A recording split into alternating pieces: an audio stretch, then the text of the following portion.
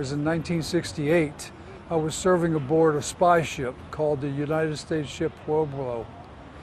It was captured and taken to port by North Korean naval and armed forces. I was a 19-year-old kid aboard the ship, and we were taken captive and treated horribly. Lost one guy during the capture. A lot of us were shot, wounded, and then we were beaten and starved for 11 months. During that time, there was a lot of talk about us being within their waters, which we never were. The Korean coast, the North Koreans' coastline is out to 100 miles, they claim. We were around 20 miles or more all the time. We were never spying on them. They didn't mean anything to us. The ship itself was set up to go to Vietnam and run up and down the rivers to be able to spy on that area. We got the idea, of course, from the Russian trawlers from many years ago, but as I said, during that time, we were treated pretty horribly, all of us, and we were fortunate enough to finally get out, come back, and get back into the United States and a way of living again. I continued service for another 10 years. Vietnam ended, and I decided at that time to get out and went to work and raised a family. And part of that family, I'm very proud to say, is standing here beside me. I asked him at one point in time when he decided he was going to go accept an offer to go to the United States Naval Academy, that why would he do that? And he said, well, Dad, you never told me about that place. I have to go find out myself. So he did. And I'm proud to say that last September he was promoted to the rank of Navy Captain, which is, I can't tell you how proud I am of him. So he's carrying on the name and it's made it a lot better.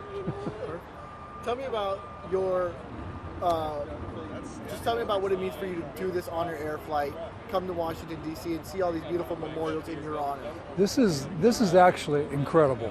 I have an uncle, my wife's uncle, who got to go on the honor air several years ago. He was a Korean War vet, a captain, and he had told me about it, all about it, and I thought about it. I thought that would be a great thing to do.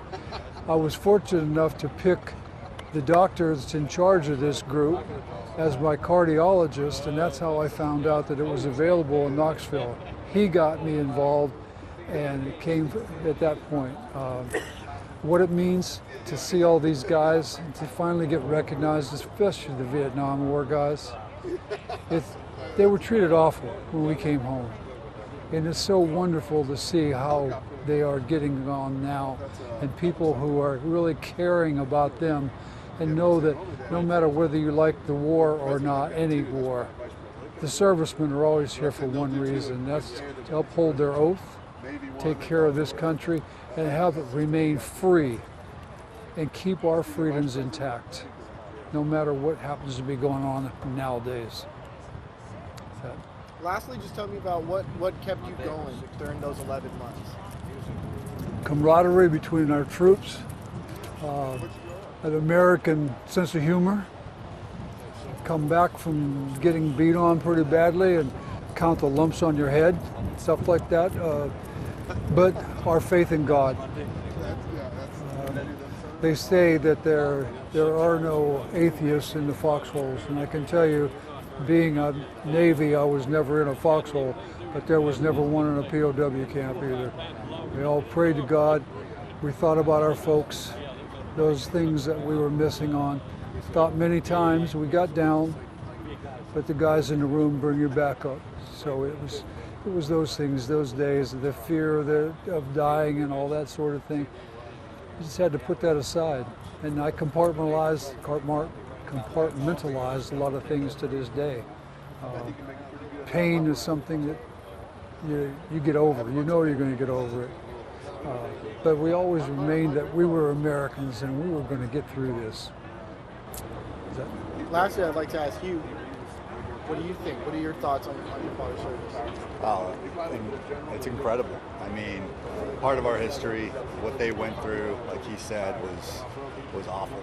And the fact that I hate to say it, they only lost one individual throughout the whole battle is pretty remarkable considering all they went through. So for him to be standing here today and the rest of the crew members that did come back, it's a testament to God and everybody else that they that relied on us and relied on them to get him home safely. Anything else I didn't ask that you'd like to comment on, let our viewers know about? I was asked by one of my son's best friends, who was like a son to us, one time to come up and talk to a group of Navy SEALs. I did that and I felt honored by it, and I told my son and him, I said, I'm kind of feeling a little weird here. I'm in a room full of heroes. You guys are battle hardened, and they both said, nobody's been through what you've been through. But he wanted me to come up, that SEAL, he wanted me to come up to connect the old timers with his group. Unfortunately, we lost him a little over a year ago to a training accident. After 20 years of war, he was killed in a training accident here.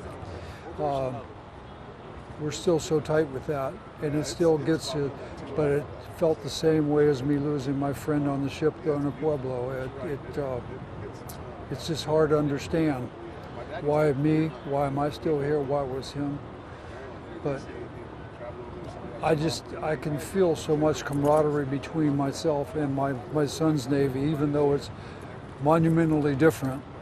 And he was in a monumental, I like to say that I got out as an E6, and we always want your son to be better than you. Well, he had to kick the hell. I mean, he's an 06, that's a whole lot of difference. So I'm happy to be here with him. This is great. Yeah, it's an honor to be here, to just look around and look at all the legends and heroes that are out here. I'm so happy I could be a part of it, honored. It's important to connect those generations, right?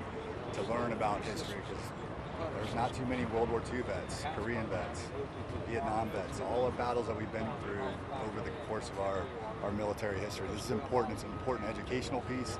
It's important for folks to see us, these heroes out and about, understanding why we are where we are as a nation and what got us here. And it was on the backs of these genuine heroes. So I'm just honored to be a part of it, and honored that I'm part of it with my dad.